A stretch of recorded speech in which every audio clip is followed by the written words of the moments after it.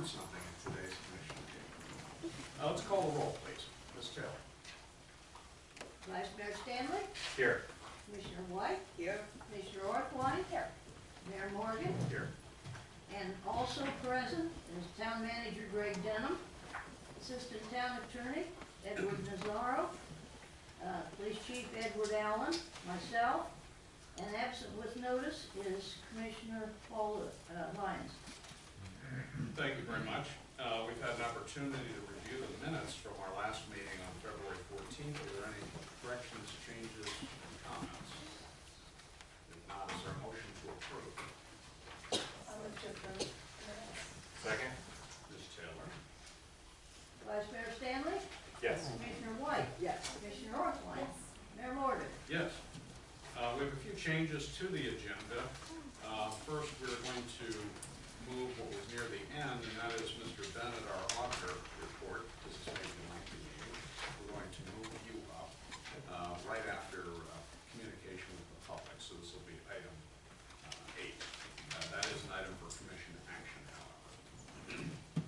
That's coming under 10A. Next, under the town manager's report, the first report, item 1, will be on the coronavirus update. And the last item, which will now change to item number 7, will be a septic to sewer update. And then where Mr. Bennett was, items for commission action, we're going to replace 10A with the 2775 Avenue Osceola lien modification request. We have all those items in front. Anything else, Ms. Taylor? Did I miss it? And I think that covered it. Very good.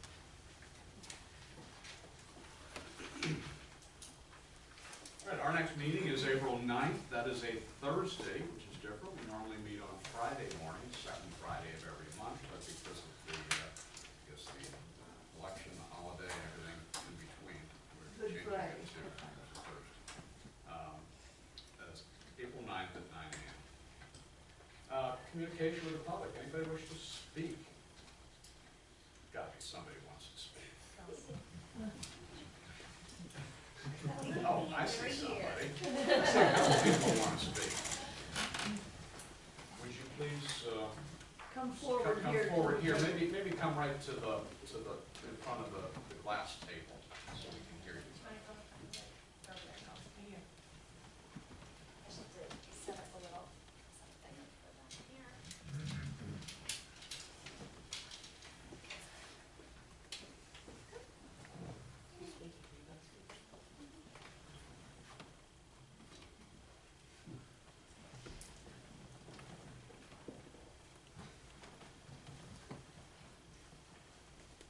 Good morning, everyone. A few weeks ago, outside of our school on Gulfstream Road, near the Little Club Golf Course, I saw a duck that had been run over and killed. We don't want that to happen again because the black Muscovy ducks live here and cross the street here many times a day.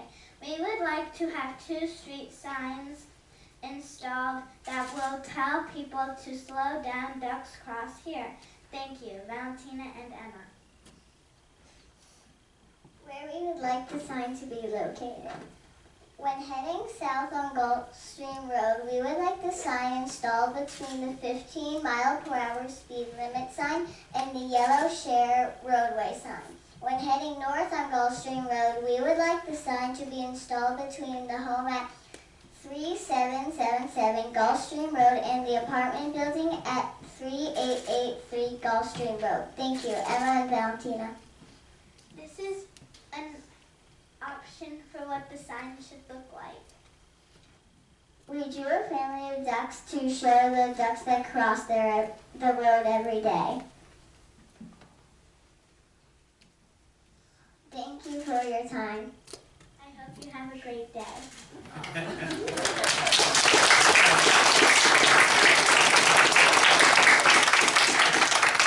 Well, you two have certainly done quite a bit of research and work on this, and I compliment you and your parents on encouraging you to participate in what is really a very important civic experience. That is you've seen a problem in our town, you want to address it, and so you come before the municipal body that has some authority to help grant what you're seeking. How do you go about accomplishing that? Well, you do your research, which you've already done, and you did an excellent presentation for that. It really complimented both of you. What would be the next step? Well, I think we would need to discuss it as a commission, and I would also let you know that the way we normally process these things is this is an application. This is a serious application to the town commission.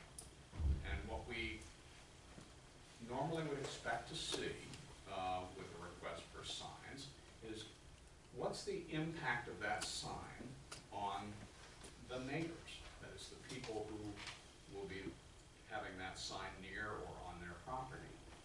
And from what you presented to us, it looks like the Little Club golf course is where these ducks come from, and the Gulfstream School is where maybe they're going to, not quite sure, but those would seem to be the two properties that would be affected by your sign. So I think you should take this to the next step and go to the town, to the Little Club, and speak with someone there, present your application, so to speak, get their consent to it, go to the school, talk to the headmaster, get his consent. And this is the way we do it here. You bring those consents to the staff, to the town manager or the town clerk. They put it on the next agenda, which is our next meeting that I've talked about will be April 9th, so that it can be brought to the commission for consideration. Does that sound like something you could do? Could you go to the headmaster? Could you go to the president of the Little Club and get that information and bring it to us? And then we could make a decision? That would be great. That would really help it out. What do you think? I think it's a great idea, Sally. You both did a great job. Thank you. I think you're very persuasive in your comments about looking into this and that there's an issue there to be resolved. And I noticed on the sign, now, can you read the little words on the sign? I mean, duck crossing is good. We all know what that is, but there are also some extra words on there for emphasis. Can you tell us what those are for the record? Quack, quack, quack, quack. Excellent. Well, that's great. So anyway, that is what I would ask you to do. It sounds like you've met with a fairly favorable response here, but if you collect the consents from the Little Club and from the school, bring it to town hall, meet with our staff, then you'll bring it back to us for consideration. How's that? Great. Thank you very much. Parents should be very proud of you. You did a great job. Okay. Thank you.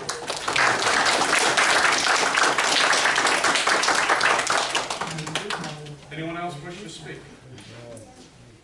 No? Okay. Let's move on to Mr. Bennett for our, we're coming on the heels of Dr. Cross. Your report on the audit is not good. This is probably the toughest act I've ever had to follow in this 25 years. I'm convinced I'll vote for the next act. Okay. Thank you so much. We're going to end. Do some hard work now. Good job.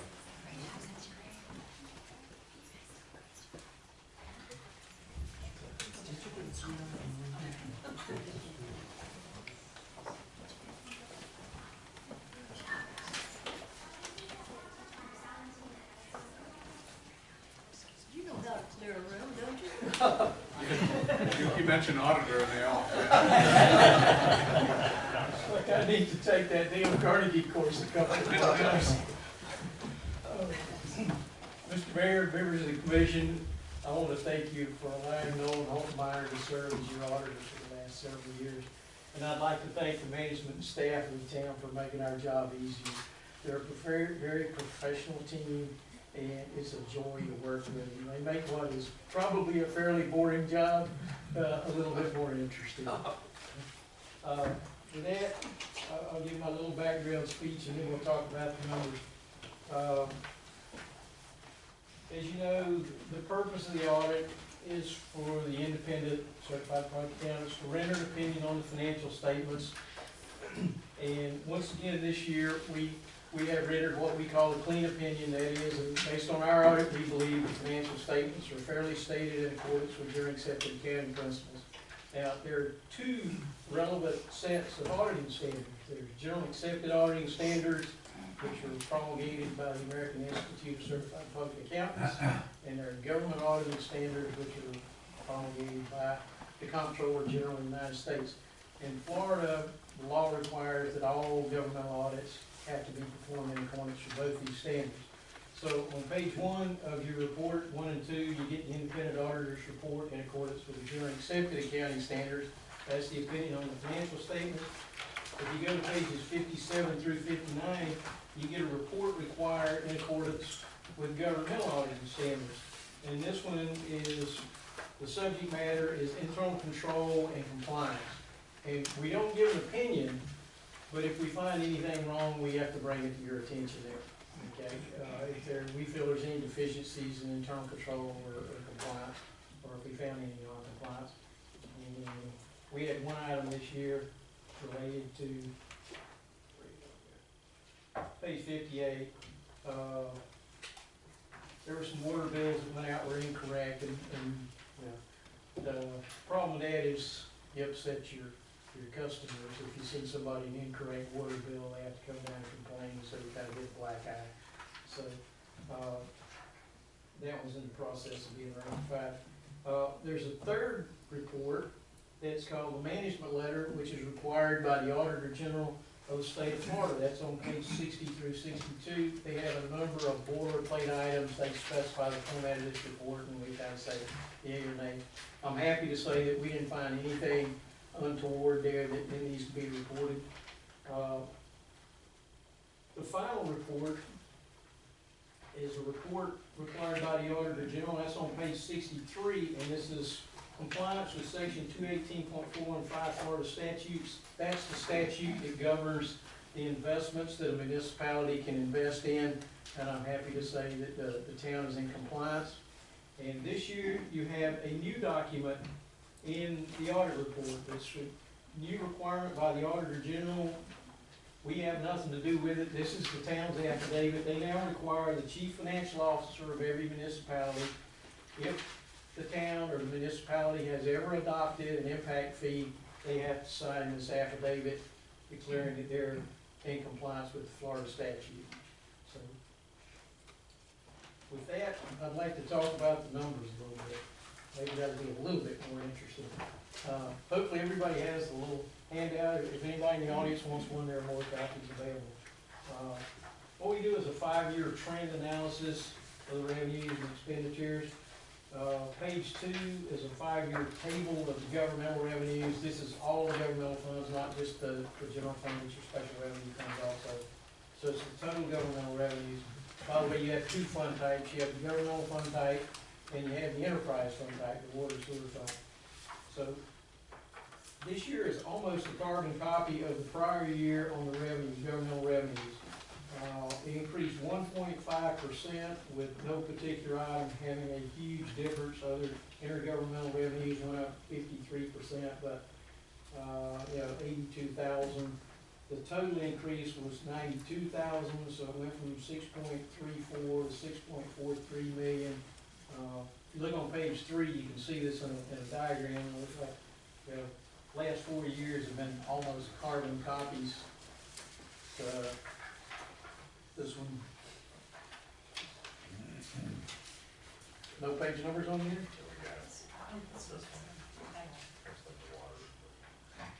Okay, page 3 is, I like the charts myself better than the tables. If I need a specific number, I go look at the table, but looking at a picture, I can see what's happening. in the last 4 years, virtual carbon copies. So steady as you go, very good there. Page 4, we have a table of expenditures, the money going out. A little bit of change here, actually decreased about 8.4% from 5.51 million to 5.05 million. And most of the departments were pretty much the same. You'll see there was a significant decrease of 162,000 roughly in physical environment. That's where the undergrounding expenditures go. So you can see that project was winding down. That's what's going on there. And then the capital outlay tends to bounce up and down depending on when you have projects. So that one you don't necessarily expect it to be the same as, you know, the prior year. Decreased about 69% or $385,000. So those two items essentially accounted for all of the decrease. The rest of the stuff increased a small amount. So again, if you go to page 5, you can see things have been dropping off. Say, wow, what happened in 2017? Well, that pale blue up near the top, that's the undergrounding expenditures are reported in there. And you can see as the undergrounding project has wound down, it dropped down. So if you look back at 15 and 16, they were only slightly less than what you're looking at now. So 17 was kind of an aberration because of the, you know, majority of the undergrounding activities took place in that year. We go to page 6, we have a summary of your general fund balance for the last 5 years. And this is one where I think we want to look at the picture first. If you go to page 7, you can see it's been climbing like a stair step. It looks like it's going up at a 45-degree angle. And back to page 6, you can see your unassigned fund balance. That's the fund balance that can be used for any lawful purpose. Is more than 1 year's worth of expenditures, about 25%. Excuse me. And that trend is fixing to reverse. If you look up at the top, you see unassigned, and then you see assigned, 790,000. That 790,000 are funds that have been budgeted to be used in the next fiscal year. So your fund balance is going to be going down. And you have a fairly significant capital program going on here over the next few years. And I think what you've done is very good. You've ramped up your fund balance, and now you're going to start spending it back down as you start doing these capital projects. So it's not a normal type level because you're in the middle of a program here, a multi-year program. Last page is page 8, Water Enterprise Fund. Again, fairly close to steady state here. The operating income increased about $53,000. That was 37%. Went from 88,000 to about 142,000. With a total change in your net position, that's essentially your net income of about $298,000, which was about 55,000 more than the prior year, or about 18.4%. Again, there's going to be a lot of capital improvements going on in the water fund also, so it's a good idea to be building up those funds. That's all the comments I have. I'd certainly be willing to try and answer any questions either today or at any time in the future. I try to say this every year, but you know, we serve as your auditors, although today is the end of my reign. This is my last official duty under our contract. Our contract has expired. As you know, you guys have issued an RFP, and we're certainly going to respond to it, but my term as the auditor for our last contract ends today. But I'm still happy to answer any questions. Anybody got any questions, give me a call. Thank you, You don't Ron. get a bill for it. Any questions on the report from staff? Okay, we need to approve the, Yes. if there's no questions, is there a motion to approve the financial auditor's report for the fiscal year ending September 30, 2019? Make a motion to approve? Second. Ms. Taylor? Vice Mayor Stanley, Yes. Commissioner White, Yes. Commissioner Orthwine, Yes. Mayor Morgan. Yes. Thank you, Ron. Thank you. Appreciate it very much. Thank you, sir. Okay, let's move on to our public hearing. We have two applications involving 3112 Gulfstream Road and also 2765 Avenue au Soleil. Anyone who wishes to speak on those applications, would you please rise and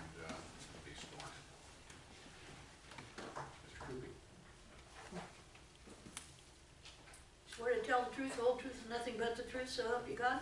Thank you. Any ex parte communications on either of those applications? All right, let's move first. I have, Oh, you do? Sorry. spoken to, the 27, Avenue Soleil, the Stanleys, and also the Cochulos. I'm sorry, what was the communication? Generally instructing them, you know, to come to town when the meetings were, or Okay. that they were, Hannah Stanton had asked me what she thought after the ARPB meeting. And basically I told her that, she's been in town for 13 years, I have never seen a variance approved. Okay. Anyone else? I had ex parte communication, which I think was before the last meeting, but, on shutter color 3112 Gulfstream Road, Melbourne. All right.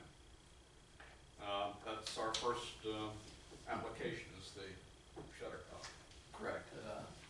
Thanks, Mayor. And, yes, this one, almost 2 years ago, was when this project was approved.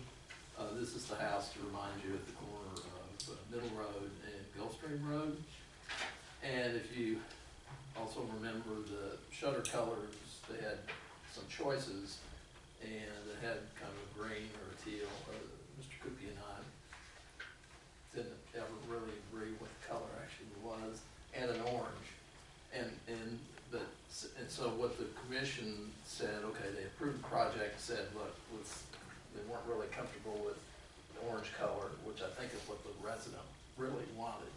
And so they said to maybe come up with some alternatives, come back, you know, closer to when the project is done, and, you know, have them on the wall so we can look at them then. And we took this to the ARPB, and they approved the color that you see in your, it's the green color here. And suggested that forward to you guys, and the staff would recommend approval of this shutter color to you.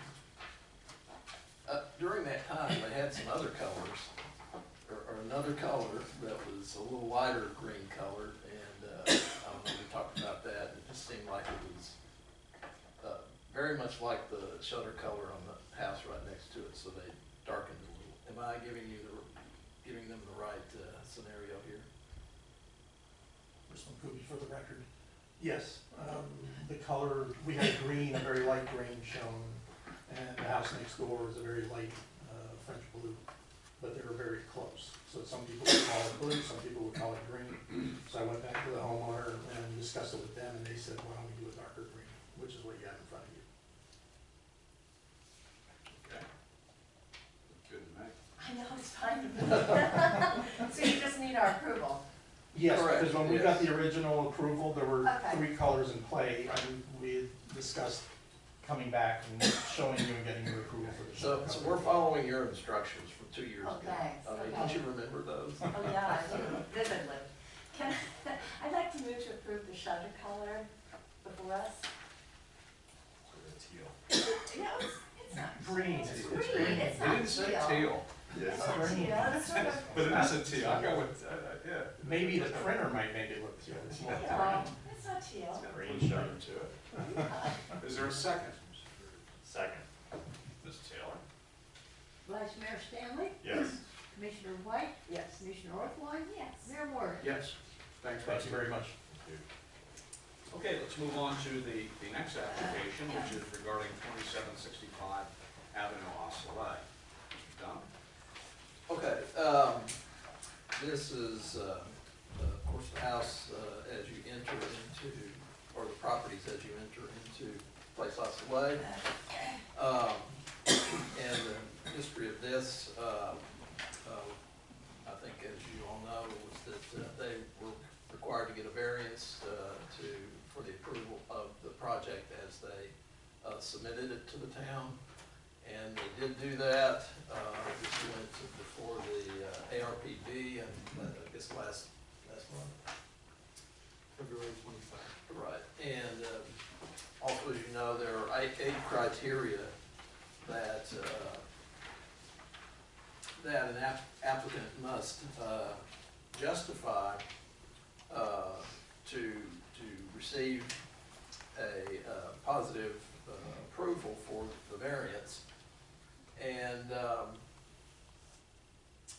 so they they presented it to the town, or to the ARPB, and they found that, in their opinion, the applicant did not meet 4 of the requirements that they needed to meet, and that would be 1 through 4, and I can read those to you. Please. Yes, so the first one is special conditions and circumstances exist which are peculiar to the land, structure, or building involved, and which are not applicable to other land, structures, or buildings in the same zoning district. And they did not believe that they met that justification. Number 2, the special conditions and circumstances do not result from the actions of the applicant. Once again, they did not believe they met that requirement. Number 3, granting the variance requested will not, excuse me, confer on the applicant any special privilege that is denied by the code to other lands, buildings, or structures in the same zoning district. And so they did not believe they met that justification. And then number 4, literal interpretation of the provisions of this code would deprive the applicant of rights commonly enjoyed by other properties in the same zoning district under the terms of this code, and would work unnecessary and undue hardship on the applicant. And then there are 5 that they believe that they did meet, and I'll read those to you. 5, the variance granted is the minimum variance that will make possible the reasonable use of the land, building or structure. 6, granting the variance would not permit to be established or reestablished any use prohibited in that zoning district. 7, granting the variance is consistent with the goals, objectives, and policies and future land use map of the adopted comprehensive plan. And then number 8, granting the variance will be in harmony with the general intent and purpose of this code, and that such variance will not be injurious to the area involved or otherwise detrimental to the public welfare. So the recommendation from the ARPB to the town commission was to deny the variance request. Comments, discussion?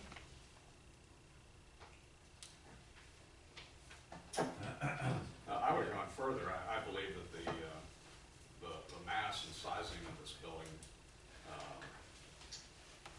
is not in harmony with the general character of the neighborhood of Plaza Supply.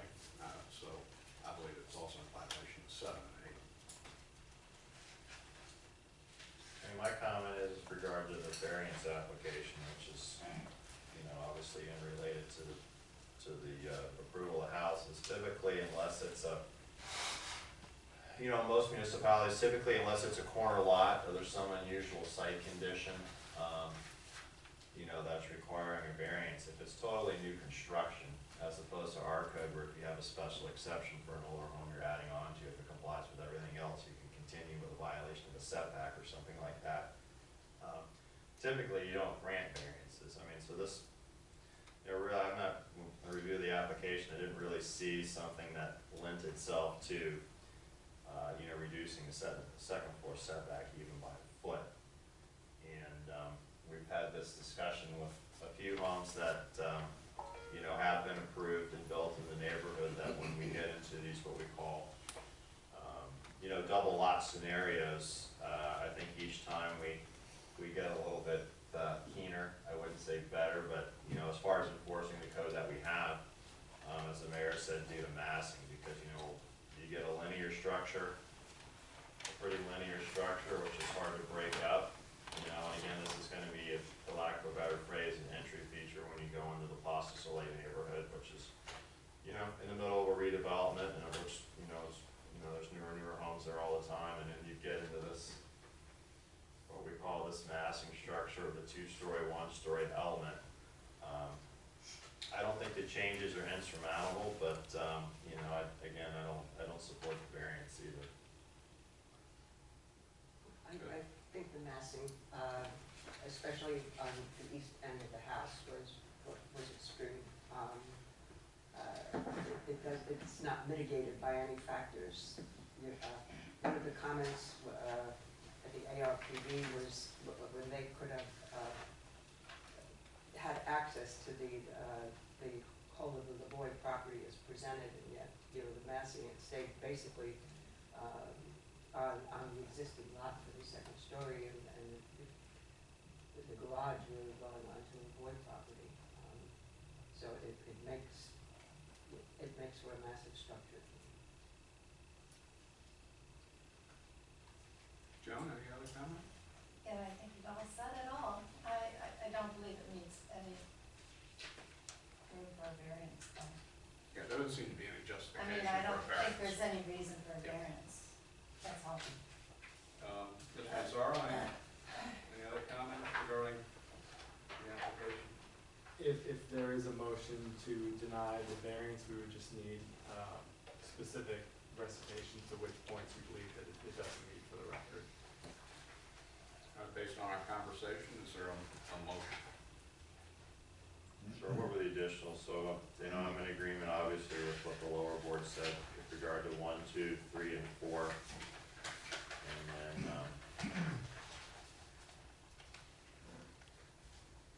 I think probably what we're looking at 6 and 7 and 8. And I mean, 12 and 5 is probably okay, it's 12, it's a foot. So we're looking at 1, 2, 3, 4, 6, 7, and 8. Is there, 1, 2, 3, 4, 6, 7, 8. right, so, Only meeting down at 5. right, so the motion on the table, would be, you want this in the affirmative or the negative? We always run into this on these more quasi-judicial things. Yeah, it'd be a motion to deny. Yeah. Motion to deny, the variance as requested, for the provisions in section 77-73, that require second-story setbacks from each first-story side elevation, a minimum of 15% of the width of the first story of the house to be granted for the east elevation. They're seeking a setback requirement to be reduced by approximately 1 foot. And this is a motion to deny the variance based on the applicant's failure to meet the following standards, and that would be standard 1, 2, 3, 4, 6, 7, and 8. Is there a second? I'll second that. Ms. Taylor? Vice Mayor Stanley, Yes. Commissioner White, Yes. Commissioner Orthwein, Yes. Mayor Morgan. Yes. There's also an application for demolition. Yes, Mr. Mayor, they would need to address the motion on the demolition permit and then the level 3 architectural site plan also. And the ARPB recommended denial of both of those. Mr. Stanley? Okay, so on the, we're gonna run all these together procedurally, we're gonna run all these together like with the ARPB, and then of course if they did do a demolition permit and there was a delay, obviously we're subject to our new siding requirements and whatnot, so we're just gonna leave the site as is for the time being. Is that kind of the underlying logic here? Yes. Okay. So, all right, so there's two separate motions. I assume, I guess the applicants, as far as the demolition, they want the project approved before they start moving, right? Yes. Okay. So in regard to the demolition permit, for 2765 Avenue Au Soleil and 2775 Avenue Au Soleil. So motion to deny the demolition permit. Is there a second? Second. Ms. Taylor? Vice Mayor Stanley, Yes. Commissioner White, Yes. Commissioner Orthwein, Yes. Mayor Morgan. Yes. And the last motion is a motion to deny the current level 3 architectural site plan and review permit for construction across the 2 lots of 1 Gulfstream Bermuda style single-family 2-story home with attached 4-car garage as presented, knowing that it will be revised and hopefully brought back. Is there a second? Second. Ms. Taylor? Vice Mayor Stanley, Yes. Commissioner White, Yes. Commissioner Orthwein, Yes. Mayor Morgan. Okay, thank you very much. Let's move to town manager reports, and that is the COVID-19 report and update. Yes, so the first item under town manager reports is, as the mayor said, a discussion about the coronavirus COVID-19 issues that we're all familiar with. And first of all, I would like to give a shout out to Rebecca Tu and Lieutenant Hasley for the research and that they've done, as it is now, almost on an hourly basis. You know, the last 2 or 3 days, everybody sees it on TV. The conditions and issues are changing, and so as we as a town, you know, think about what we need to do to you know, keep the government running and address these things. We've been working on this for the last couple of weeks, and again, I want to thank them for their hard work. They have other duties to do, but they've given a lot of attention to this. Initially, I'd just like to say a few things that you may have noticed already that we're doing. We're going to keep the public from entering into the business side of the town hall. As you know, I mean, we have applicants that come in all the time. They meet with our staff, but we can, as the employees, can meet those people. Our operating procedure now will be to meet them, you know, in the lobby or here in the commission chambers, but not allow them to come back into the business side of town hall. And that really includes everyone. And so if you need to come see us at town hall, press the button, we'll meet you out here. I mean, we've already had an incident that somebody probably shouldn't have come back to the back, but anyway, so that's the first thing that we're doing. Obviously, we're cleaning on a daily basis, and it's really more than one time because Rebecca's in charge of that. So it usually happens about 4 or 5 times a day. Of course, with our maintenance people and all of us, you know, practicing, you know, washing our hands and helping out, you know, by cleaning up your office if people come in. So, but other things that and in addition with that, we're having to, you know, continually clean our town vehicles. The police department, I don't know who's in charge of that over there, Chief. Everybody. Everybody. And then, of course, our maintenance vehicles, so we do that on a daily basis. But other things that we're, you know, having to look at and talk about and consider, obviously, we have employees here. And so there are things that, you know, you may not have even thought of when it comes to employees that we have to think about. So some of the subjects would be employees who have you know, symptoms of a respiratory illness and whether they should stay home or not or to come into work. So we have an employee that calls up and says, look, I don't feel good, you know, and you know, so we have to decide, you know, the standard operating procedure for making those kinds of decisions as to whether they come in or they don't come in. So we're working on that. Employees who need to care for a dependent child who's sick with, you know, a respiratory symptom. So we have to think about that. We are, I mean, do we require, you know, a healthcare provider's note if somebody has been sick as to whether they can come back into work or not? And then, you know, discuss things like conferences, seminars and training that our employees go to, you know, whether they should go to those types of things or not. Let's see.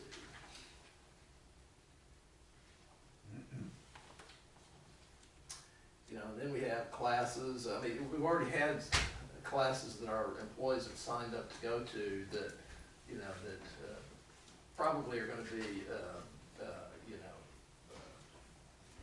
they're gonna, delay it or just not have it, and so,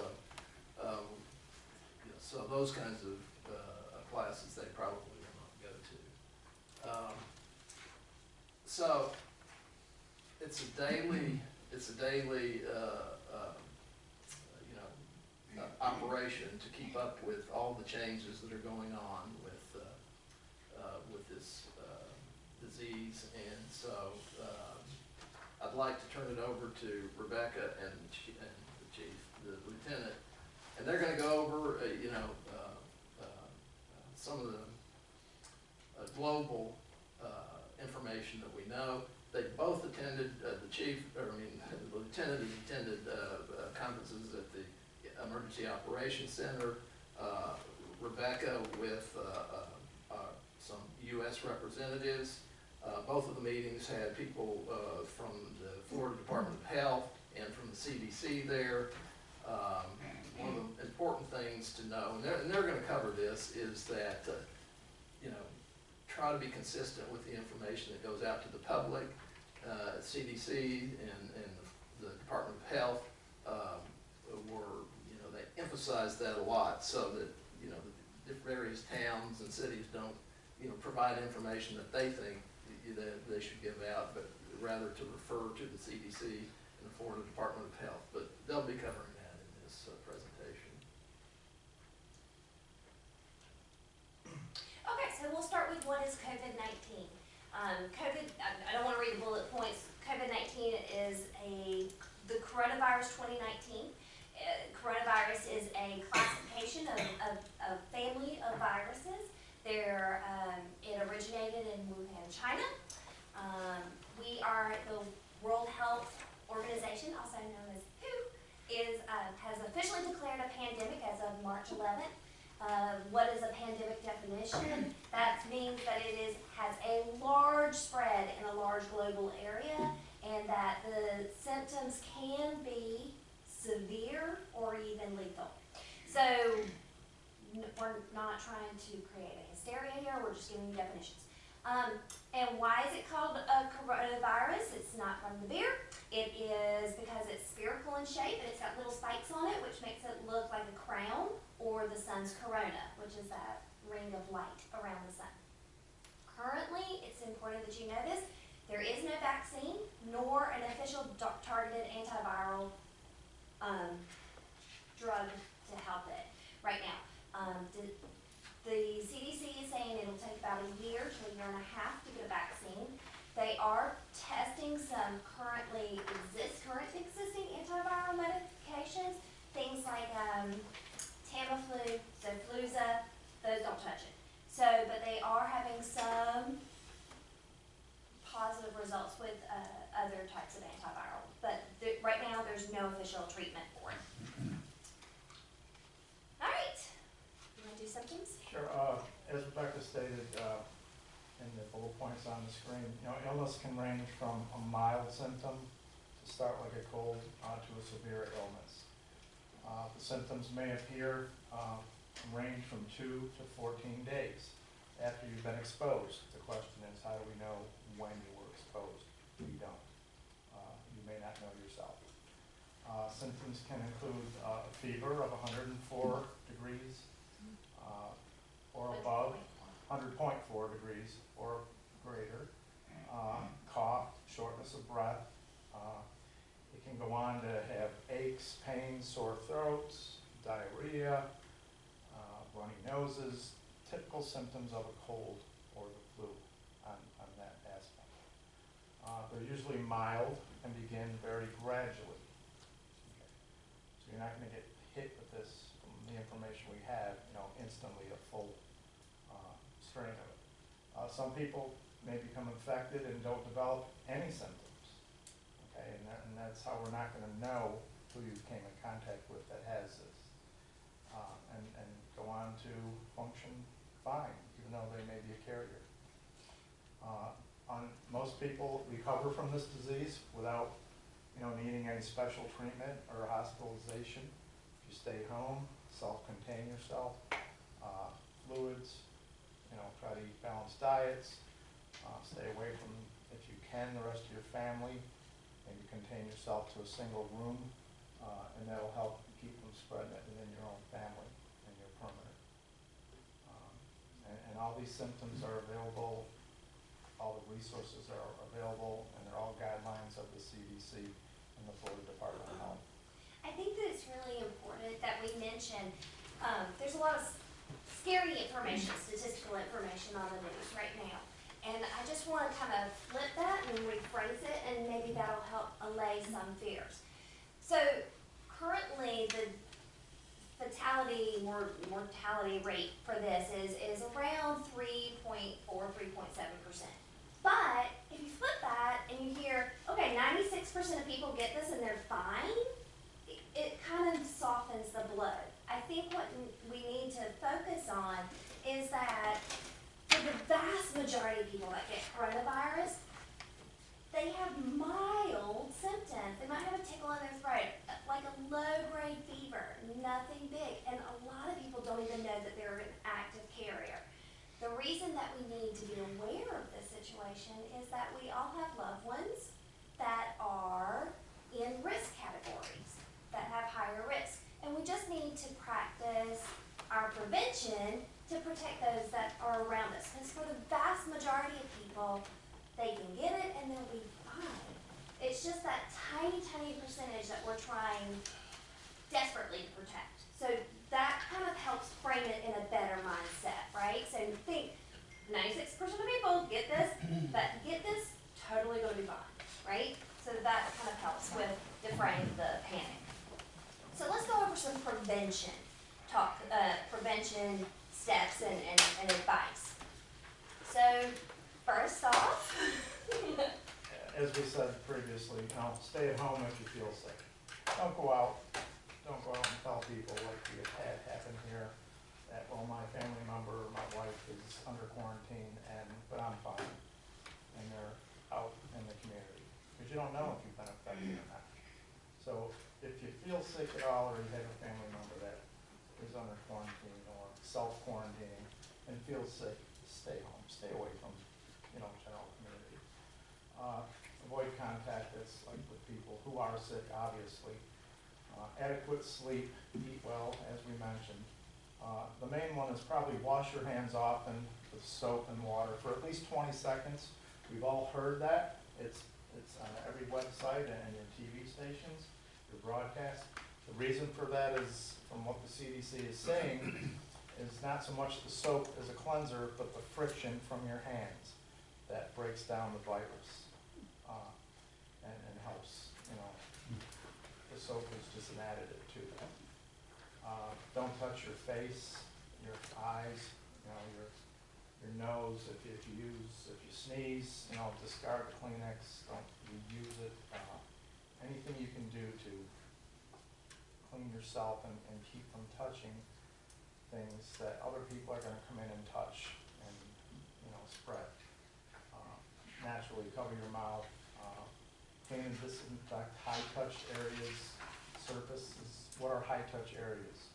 Your door handles, your faucets, your lavatory door handles, toilets, again, faucets, light switches, countertops, your cell phone, car keys.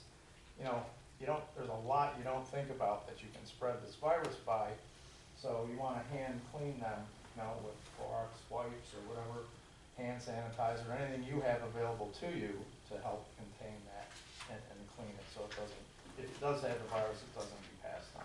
I do want to say that your cell phone is been proven to be filthier than restrooms.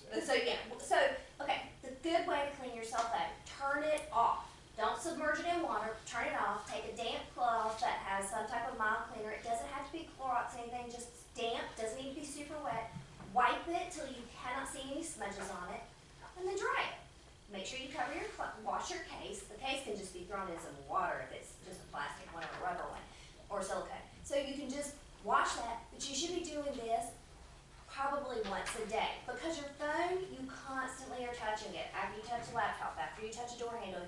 touching that phone. And if you touch a common surface and then touch your phone is infected with something. So just get into a regular habit of just at the end of the day, probably should wipe my phone off, or throughout the day.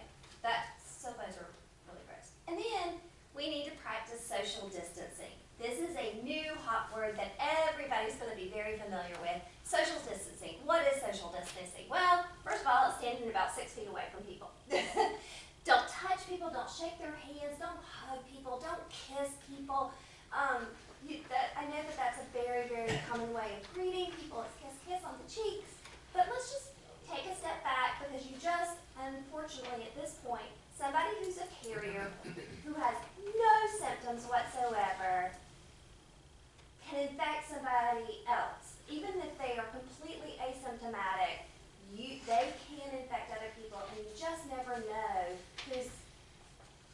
what their immune system is going to be like.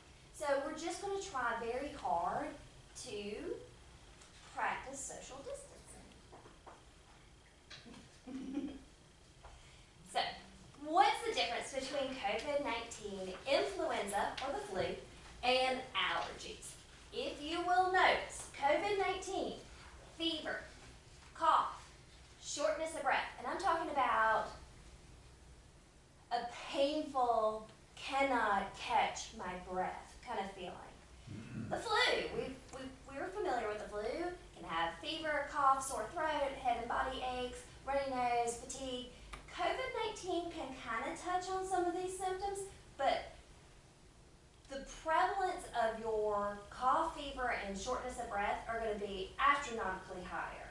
Those are your hallmark symptoms for COVID-19. Whereas with the flu, you might develop a cough, or so you just want to kind of be aware of the difference here. But with allergies, that's where we get into runny nose, itchy throat, itchy eyes, sneezing, right? So the cough with allergies, unless it's progressed into bronchitis, right? That cough is not, but it's going to be the tickle, hey, I've got postnasal drip kind of tickle. It's not going to be this body-racking cough where your whole body shudders, which is what we're looking for with COVID-19. So this is kind of a good one. There's several of these. They're issued by the Mayo Clinic, by the CDC, the Department of Health, but this is what you can kind of use to judge things by. Okay, what should you do if you think you've been exposed? I'm gonna skip down, if we're looking at the screen, to the third bullet point. The recommendations of, again, the Florida Department of Health, the CDC, and our local communities, because there's been comprehensive plans put in place for hospitals, fire rescue response, and anything that's gonna deal medically with this crisis. If you feel you're infected or you've been infected, call your doctor and notify them, explain to them your symptoms. Don't show up at your doctor's office unannounced, okay? You don't wanna walk into their lobby and say, I think I may have this. You most likely just infected everybody sitting in there that doesn't have it, okay? And their staff, possibly even your doctor. So call ahead.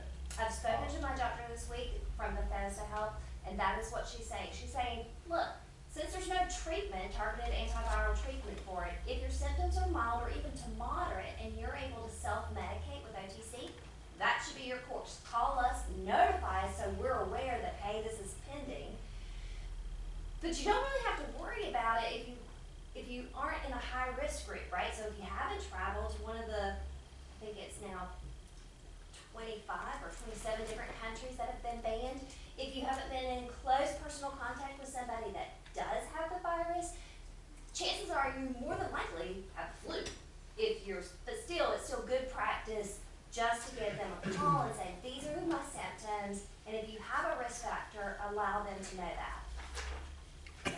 Okay, beyond that, if your symptoms progress to a severe lower respiratory distress or difficulty breathing, that there is no over-the-counter medications other than maybe Tylenol, fluids, things like that do not seem to be helping you, and you're having, medical crisis about breathing, You wanna call your local emergency room, your local hospital that you feel you're gonna go to. Again, you just don't wanna show up at the ER and walk into the ER if you possibly are infected. They will have, by notifying them, they will have special procedures and again, a comprehensive plan that they have set up for their facility to take you in and properly handle you and give you the care needed. So that's, the main point is if you're going to the doctor or you're going to the ER, call first. Because everyone may be a little different, but they'll instruct you what to do. If it gets to the point that, you cannot breathe and you can't make that trip, you can't make that call, then you dial 911. They will respond. They again are following their own specific precautionary plans, and they will respond and send someone in, assess you, and transport you if needed, and give you treatment. There shouldn't be any, myths or anything going around that they're not gonna come out. No, they're gonna come out. They may be wearing protective equipment for their own protection. They may send only one person in to assess you, and then he'll advise the rest of the crew of what he needs or what they're gonna transport you. They will respond as always, and your services at this point will never be interrupted. And we're in contact with Delray Beach. Right, this changes almost daily. They're updating their plans daily on, their responses. Because every call they run like this, they have to self-clean their own equipment, self-clean their trucks, self-clean anything that may have been exposed to a person that possibly has this virus. So it involves a lot of work, and that's, they're trying, you're always gonna get the service, but it may be a different approach. And it should not be delayed, it should be the same. So, once again, I want to say it again, who we're really, really concerned about, because for the majority of people, this is not gonna be a big deal if they catch it.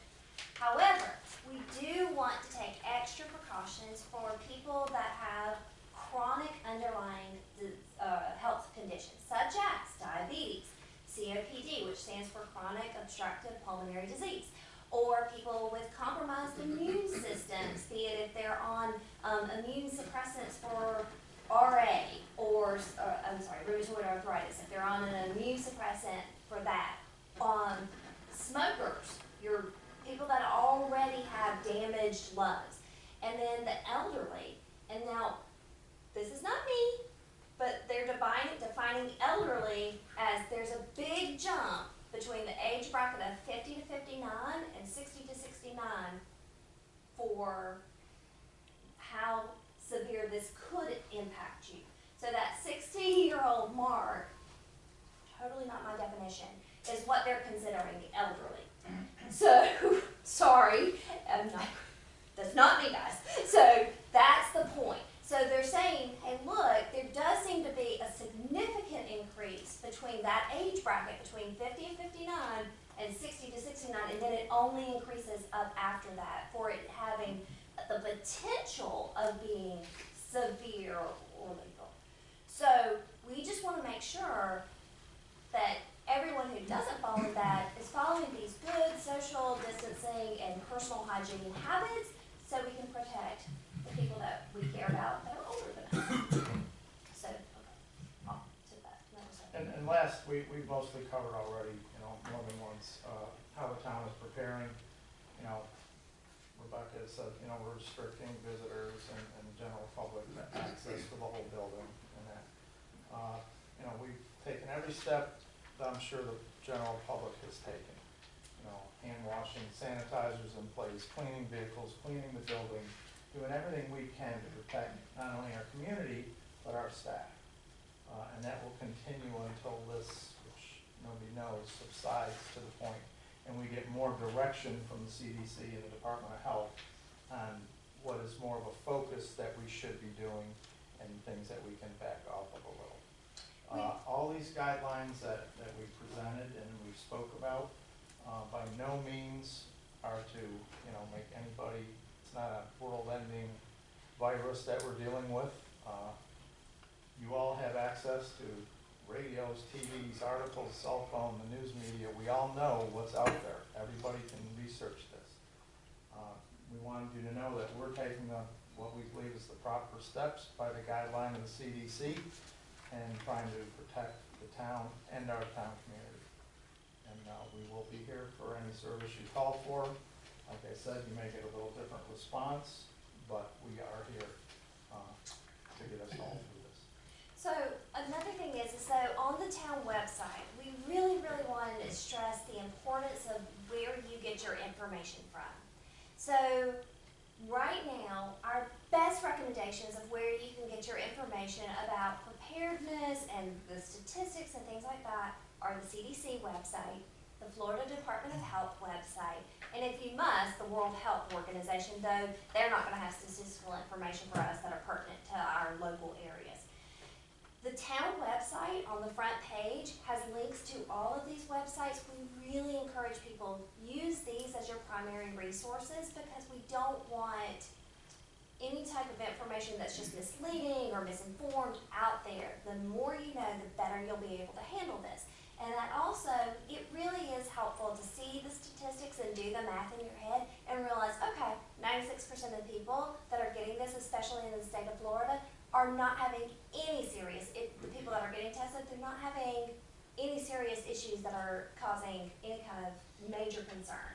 So I just want to stress that, be aware, but don't panic.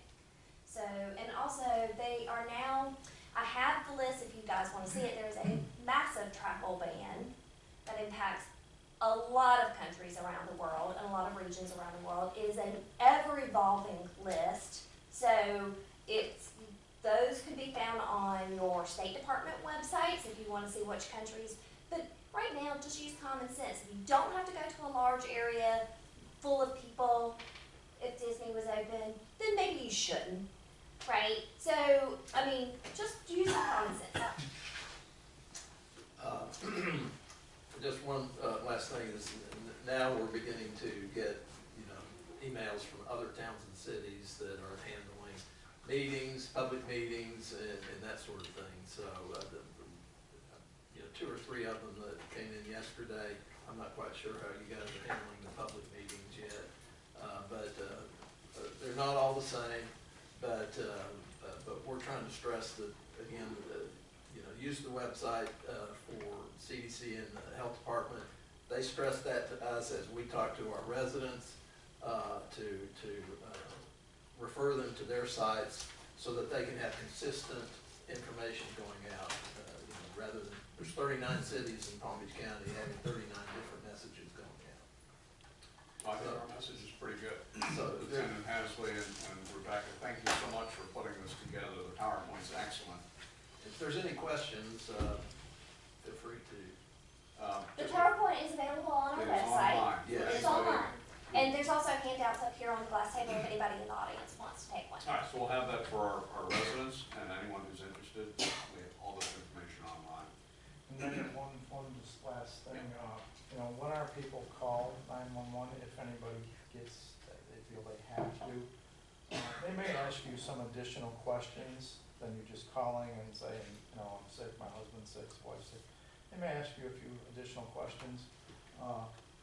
We want to relay to our community, please take, don't be offended by that. Please take that time, and the more information you can give them is the better they will be prepared in responding to assist you.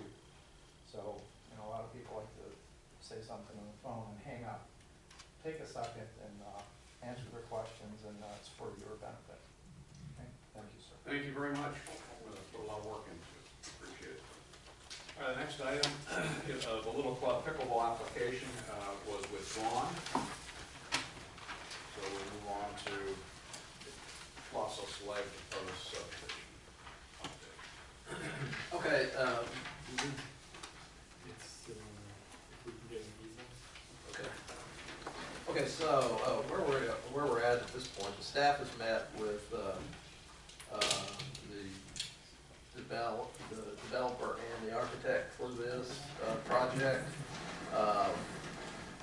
There's been no application at this point in time.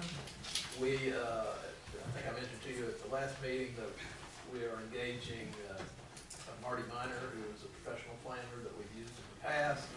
He's provided a very thorough summary of all the steps that would need to be taken to approve this through the application process. And I went through all those steps with you the last time. It's not gonna be, you know, a real quick procedure, because there's a lot of information that they have, as applicants, have to provide to us so that we can review it and then make recommendations to the ARPP and to the town commission. Just the zoning change would take 2 readings, so there's 2 months right there. But we have provided that information to Mr. Kupiec. I think he's gone. Yeah, he's gone. So, and he's assured us that he's, you know, talked with Mr. Glickstein, who's, you know, the developer, and Mr. Glickstein has been around the block a few times, so I think he's already starting to gather that information. But, you know, there's a timeline, there's notice requirements, and so they understand they're gonna have to follow all of those, so it's not something that will be done overnight. But this is the plan. I don't think we've shown this. Some of you may not have seen this. It's a total of 14 lots. I believe 10 of them are basically the same size, right, Trey? And then the 4 closer to the water are larger lots. The entrance would be the same one that Place Osaway has at this point in time. But as you can see with the road that would be going back to the neighborhood creates a new intersection, basically right there in the entry feature of Place Osaway. And so that's something that, you know, need to be a traffic study will need to be done, concurrency with our plans will need to be done. And we'll be using Mr. Miner in assisting us in the review of this application when it comes in. Okay, any questions? When would they do that? Have you progressed on the traffic study? Oh, no, they didn't make an application first. They would be, it's their responsibility to provide the traffic study, not the town's. So they can pick their own, they can pick Right. their own Yes, advisor. consultant, traffic engineer, Yeah. yes. All right, thanks for the update. Any questions? Okay. If we could take that down. Move on to the water main update and bid process. Okay, our engineers who are managing the bid process contacted us and said that one of the people that are going to bid on it asked for a 2-day extension and a due date for the bids, and so we were okay with that. So the bids now will be opened on March 18th instead of March 16th. But the bid award will continue to be at the April 9th commission meeting. And then that gives us a month to negotiate and create a contract. And that contract approval would be brought back to the town commission at the May meeting. And then shortly thereafter, the town would give them a notice to proceed, either at the end of May or beginning of June. Very good. Questions? Now, let's move on to the CIP. Yes, that, they are working on that report. The contract that we signed with them, if you remember, had a 21-day assessment period after the first major rain event, and that happened around February 26th or 27th. So they're finishing up that their data gathering, and then they have 60 days to put a recommendation to us, and so that's going to be presented at the May meeting.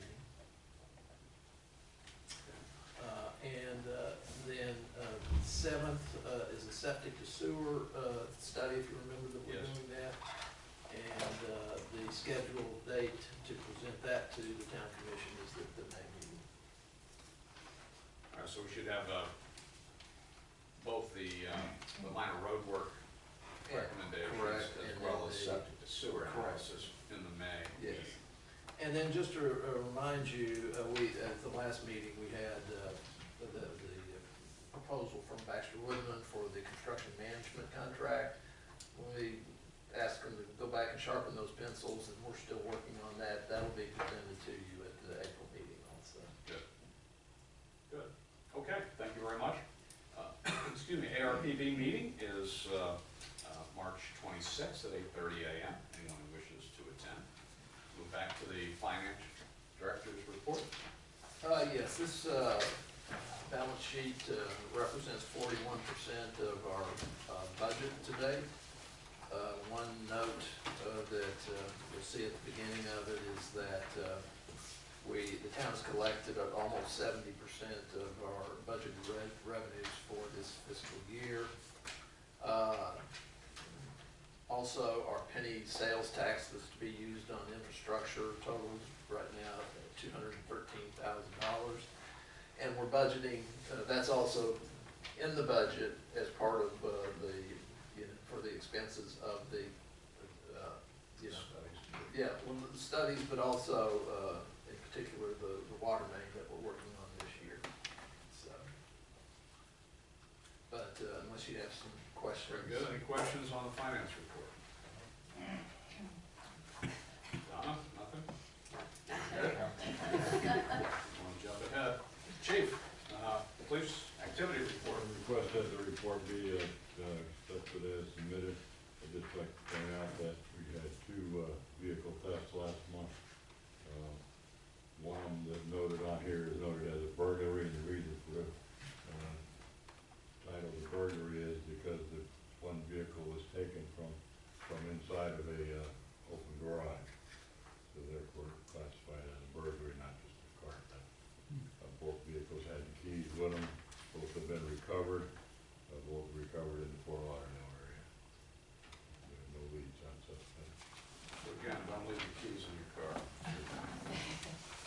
Mayor, just one addition to my report, the auditor selection status. We're trying to arrange our selection meeting with our selection committee for March 30th, and with a recommendation for a contract approval, once again to be at the May meeting. Thank you. I will accept the rest of the police report as submitted. Finally, let's go to the 2775 Avenue au Soleil lien modification request. Mr. Don. Yes, I'm going to turn that over to the attorney, and I believe we have somebody here to discuss with the commission. Thank you, Mr. Dunn. Just to introduce Mr. Mazur, he's speaking on behalf of the estate, and I provided the commission with an email that he sent early, I think Wednesday of this week, regarding a potential change to our lien release. So the conditions currently on the release of the lien is $125,000 payment to the town and demolition of the structure. So I believe the estate wanted us to take a second look at those conditions. Good morning, Commission. Thank you for the time this morning. I just wanted to stop in this morning. I've been talking with the estate and I've been talking with Mr. Stanton. The estate would still like to move forward with Mr. Stanton. Ultimately, this has been going on since October though, and there hasn't been any real headway moving forward. We understand, based off of the earlier conversation and dialogue this morning, that we are shy of, or Mr. Stanton is shy of meeting the town requirements, which I fully understand. I guess in light of that, the estate is looking to present an option, taking into account the size of the homes in the community, which was discussed prior this morning on the 2775 Avenue au Soleil, Mr. Stanton's property, along with the assessed values, the potential, and I understand if that doesn't go through, but the potential to actually renovate the home because it is closer to the size of the rest of the community's homes, and the assessed value of the rest of the community's homes, and as a, I guess, bonus to both sides, the estate would offer anything over that 430,000 mark that we were under contract for, and the 125,000 that we've already agreed to, that they would split that dollar amount. Because I would think if this went to the open market based off of calls and interest, that property would go for 500, 550, somewhere in that area. So it would be additional revenue to the town and also speed up the process. Ultimately, if that doesn't work, you know, we'll either hold with Mr. Stanton or the estate will decide to move on with the existing settlement and a new buyer. So you don't want to demolish the home, you want to keep it out for show? It would be an option, yes. Just more of a way to move things along a little faster for both the residents and Place Au Soleil, as well as the estate. You know, we've been trying to work through the challenges with Mr. Stanton, and I know that he is working diligently to do that. However, you know, based on the conversation this morning, there's still a lot of progress that needs to be made for that to happen. And I think that this is something that could potentially provide a resolution to all parties in a much timelier fashion. And I wasn't sure if that would be of interest. Yeah, I think it's of interest to the town to expedite this, obviously. And if that's something to be considered, if it will help you resolve things with Mr. Stanton or sell it on the market for a higher price, that works to everybody's benefit as well. But aside from the funds and money, it's getting this property developed and in keeping with the rest of the neighborhood. So I think we're, at least I'm inclined to go along with your suggestions. Mr. Nazaro, maybe you can explain how this would, what they're looking for the town to do and how we might assist in doing. Sure, so we had a lien reduction hearing a number of months ago that he alluded to, I think it was in October. Correct. Where the town agreed to release the lien with the two conditions, $125,000 and a mandatory knock-on of the structure, the feeling that, you know, someone would build something really nice in that place. With that, going to the market with those conditions, I guess the highest price that the estate could get was from Mr. Stanton, so they went under, they started talking, and then at that point, Mr. Stanton believed that he wanted to keep some of the walls from that structure. So they came before the commission again and wanted to change those conditions, which we agreed to, $125,000 and demolition of the structure except for certain walls that he indicated on the survey. So we've modified those conditions. So what I would be asking for is just a clear idea of what those conditions are going forward, because at this point, kind of payment and also leaving some of the walls, and I think also unity of title. So those wouldn't really apply to any prospective buyer other than Mr. Stanton. So we want something clear on the record as far as what's the payment amount, whether or not we're requiring a demolition. And I guess the estate is really looking for removal of that requirement, that be a mandatory demolition, and looking to sort of expedite the process. And I know that was a consideration that was important to a number of the commissioners back in October. How long will it take to get this property turned around? But also, I believe they want something nice to be there. It's the first house as you enter Place Au Soleil, so I think that's why the commission ended up with that. So that's just what I'm asking for, is a clear indication of what those conditions are moving forward, because right now, like I said, they only really apply to Mr. Stanton, because one of their conditions is a requirement to file a unity of title. Well, the property is currently under contract with Mr. Stanton, right? It's not under contract currently. The contract has fallen through, and there's been many attempts to secure an addendum. So what are you seeking from us?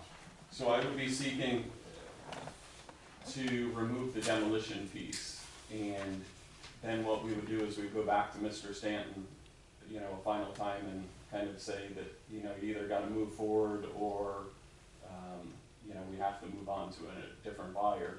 And if the demolition piece is removed, that dollar amount for the property would certainly go up. You know, because the home is worth more in its current state than it is if it's demoed. There's just few and far between, I guess, developers or investors, end users that want to, based on what we saw before when we were on the open market, that want to knock it down and build something substantial there, you know, that would meet the town requirements. The numbers just don't line up very well unless it was to go to, you know, versus 430, which I feel is a premium with Mr. Stanton, down to say 350 or something like that on a, or 300 even on the open market for just the land essentially. And the estate is willing to offer a 50-50 split of any dollar amount over that 430 to the town for your, I guess, cooperation in doing so. How much time would you be asking for? I'm pretty confident we could get a deal done in 30 to 60 days. I would actually be surprised if it's still on the market in 30 days. So we would get half of over for 30 plus the 125. Correct, yeah, the 125 is not, you know, I don't think that should even be negotiated as coming off the table. It would just be adding an overage to that. I mean, if the state's picking up money on your cooperation, they feel that it would only be fair to split that.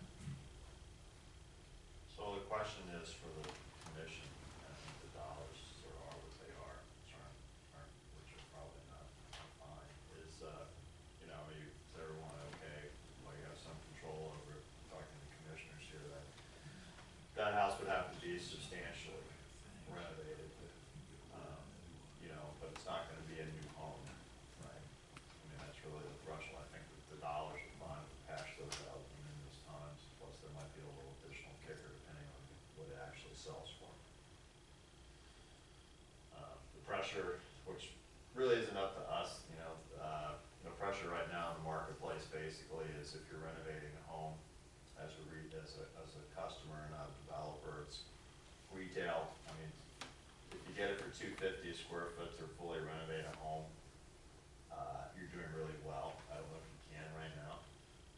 Again, there's many ways to slice that pie. You don't have to hire one of our 5 uber fancy general contractors that a lot of people in this community use.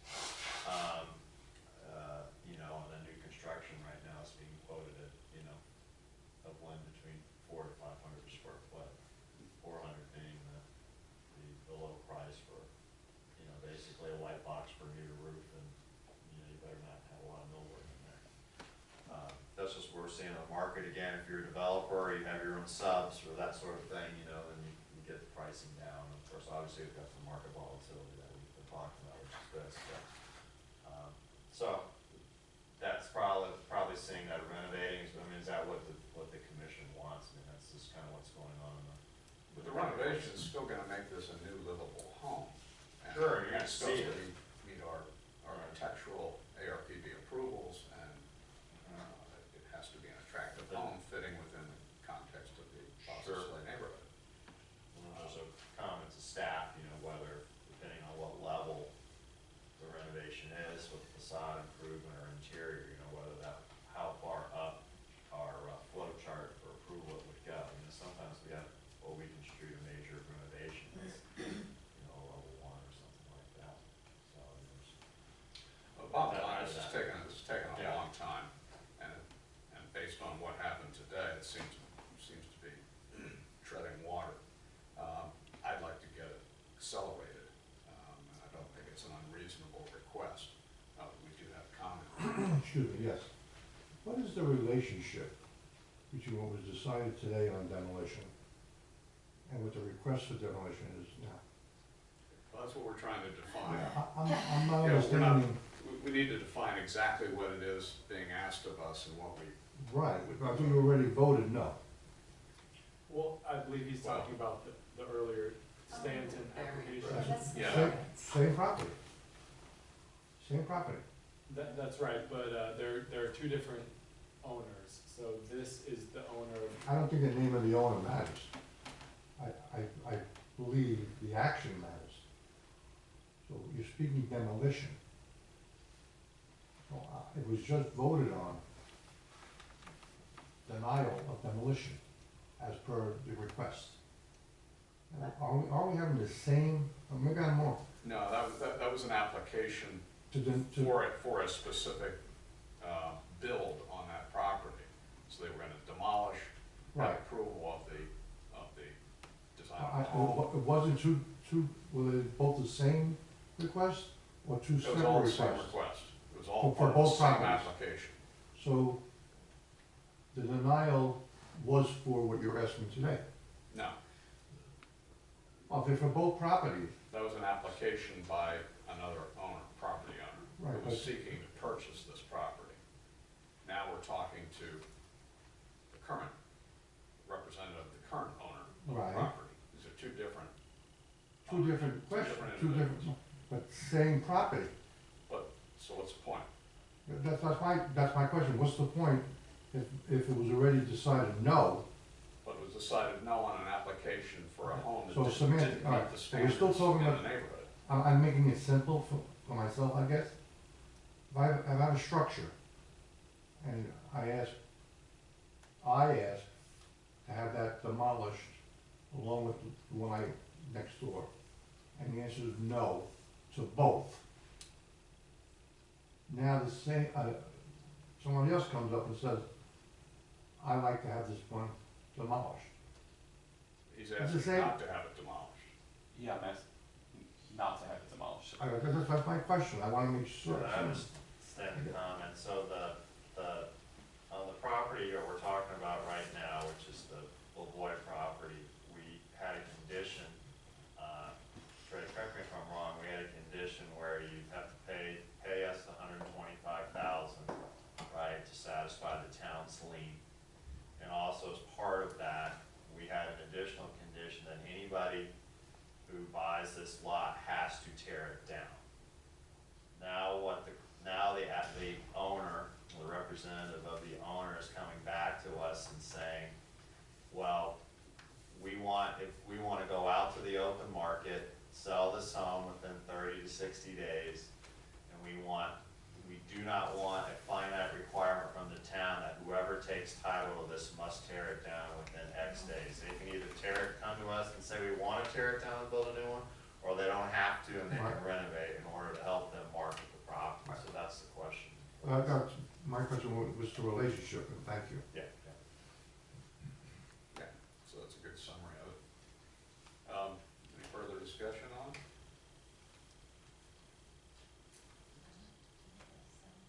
Donna, do you have it? I mean, Well, can you renovate the house? I mean, I haven't been in it. really, you can leave two walls standing and consider it renovation. It'll be renovated and it's basically a new house. I mean, that's. Yeah, I mean, it could go any number of ways. What I would actually see probably happening is keeping the four walls. It's gonna need a new roof, it's gonna need new windows, it's gonna need, yeah, it's just gonna be a cost savings to the potential buyer, and that's what would drive the price versus go through the demolition process and go through the building process, because, So are you all happy with the setbacks and all that stuff, if those are not modified by new structure? You know, the footprint of the existing home, and where it's positioned, and all that good stuff? It's a large lot. It really Yeah. is. Yeah. It's a lot I that don't can think be it's done. that, I mean, it's properly situated.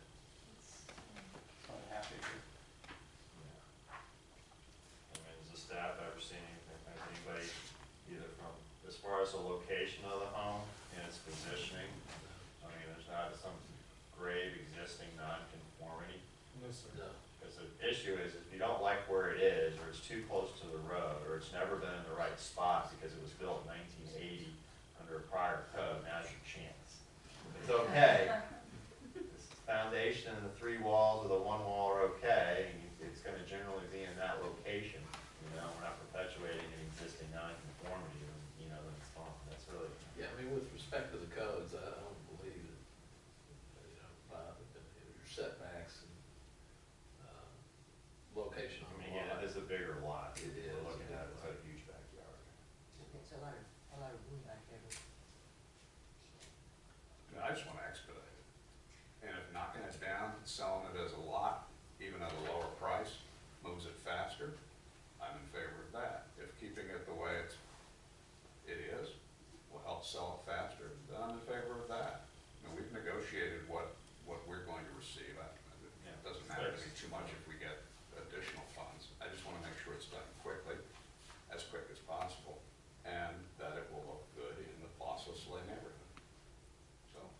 staying within the codes, we would have control over, if it is a renovation, the finished product. So, the last leg of this then, if there's not an existing, non-conforming, so you're gonna say, okay, fine, you know, our codes are just gonna apply as is, and we'll take the extra money on the back end. So then the new owner buys, you all are out of it, we're paid, you have this house here. So then what are we supposed, then what are you doing? You know, they're gonna take 3 years, I'm just throwing this out there, I realize that if somebody buys it, they're gonna probably move pretty quick, you know. Got some volatility again, is this house just gonna sit there looking like that for another 2 years while they claim they're gonna renovate it, claim they're gonna do this or that? Or are you looking at, you know, a sodded lot, market volatility notwithstanding, that everybody's not complaining about until there's some bona fide new construction? We can't make somebody who closes, we can't make somebody file an application to start renovating. I mean, there's a little bit of risk there, you know? You can't send them a letter saying, hey, you guys need to go ahead and file your application, we're tired of looking for a house. I mean, obviously we'll be in a code enforcement situation again, but, you know, that's the secondary risk if there's no existing non-conforming, mating material. I mean, I'm not aware of any existing nonconformity, but I mean, before I say flatly that, you know, Right, well, we can kind of move past that, or, you know, Trey can check that out before everything's finalized again. But then the second is market factors, you know, you can't, they buy it, you know, everybody's done here, you know, you can't make them renovate it. All you can do is start filing code enforcement liens because it looks bad, you know, the yard's not mowed, it needs to be painted. Somebody's just paid top dollar for that, Yeah. that home. Well, It's maybe, probably a risk I'd be willing to take. so I'm just putting it out there, No, so we it's- assessed it. You're absolutely right. But that's pretty much true if you buy an old home anyway, Sure. and it could Yeah. sit there forever. the I codes mean, are this the- is, there's yeah. nothing different I here. mean, the codes are the codes, if it doesn't get done and it's looking in its current condition, you're gonna, the new owner's They'll gonna start racking up fees, fines after having paid. which doesn't make a whole lot of sense. That doesn't, yeah, But if you have that homeowner that says, well, you guys, the commission negotiated all that, they expect to see trucks and everything coming the next day, you know, it's not necessarily gonna happen, so I hope that the residents would understand that, there is some timing to do that, but. Again, if they're buying it for the sole purpose, they don't wanna keep it, they wanna move it. Yeah, when I'm not even proposing, I don't have a set buyer, lined up for this just yet. You know, so it would be someone new, it would be going out to the open market and, That could be an owner user or somebody who's Yeah. on the term. But you believe that's the best way to yeah, I sell believe this that's property? since day one. I mean, it's, you know. Certainly the first time coming through in, Mr. Stanton's application, he was the highest and best for the demolition end of things. You know, because he benefits from adjoining the 2 lots. You know, but the highest and best has always been to renovate it. I know the initial offer back in August, was not substantial enough, and I completely understand that. And so does the estate. I mean, they're ready to pay up what they've committed to, so. Well, can we approve this with a timeline?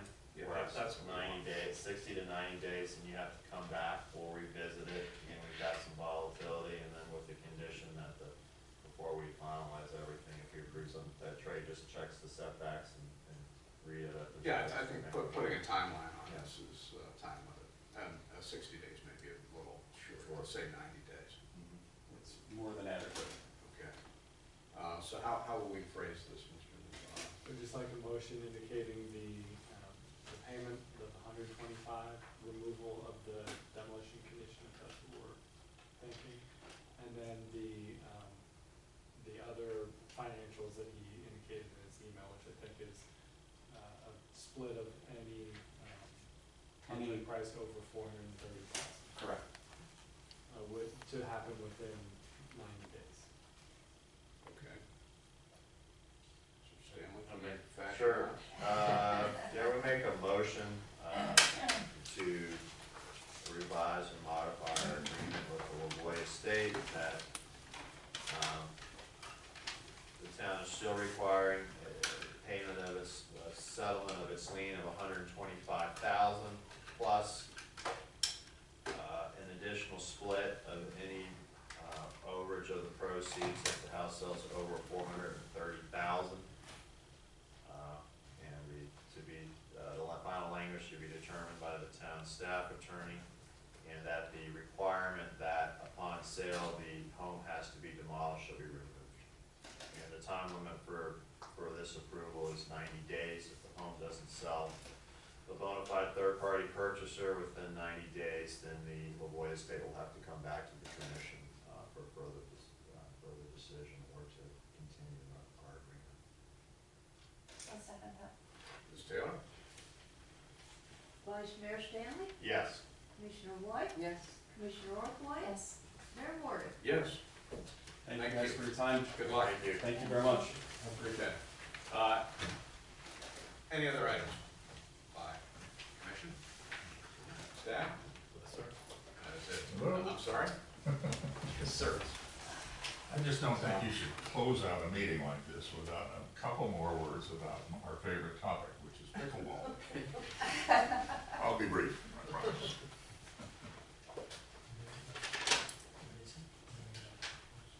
I'm Tom Tutler, and I live down at Hillside House here. And, about 4 months ago, as you will recall, we had a similar meeting on discussing pickleball.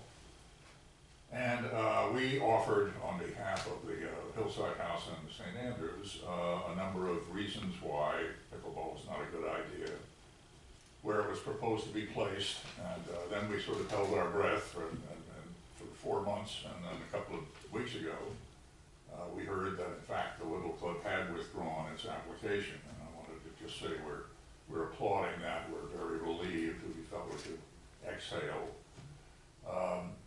And all we want to do really is to say that this enables us to sort of restore what I think we need, which is a very congenial relationship between St. Andrews, and in particular Hillside House, and the Little Club. It's gone for decades. We've had a great relationship, and I think now we can again. And we just wanted to thank you all. Thank the commissioners for your thoughtful and patient consideration of this issue, and it brought it to a successful conclusion. And I imagine that you'll be happy to see the end of this. So thank you very much. Thanks. Very nice. Anything else? If not, meeting.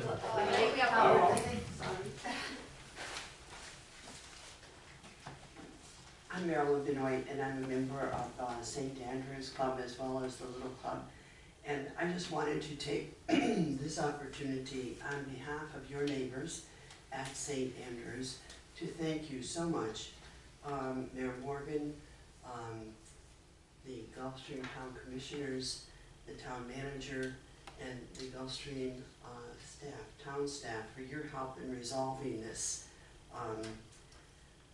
proposal of the Little Club to build a pickleball court next to Hillside House and in close proximity to the St. Andrews Club. You listened thoughtfully throughout this process to our concerns, particularly as they related to the disruption of peace and quiet and the enjoyment of our homes there. You gave us attentive assistance in accessing relevant town data and kept us updated on the ongoing process. You took prudent action to review the matter, including an on-site inspection of the pickleball on the proposed courts adjacent to Hillside House in St. Andrews. And for all of these things, we really appreciate your many courtesies and your thoughtfulness throughout this process.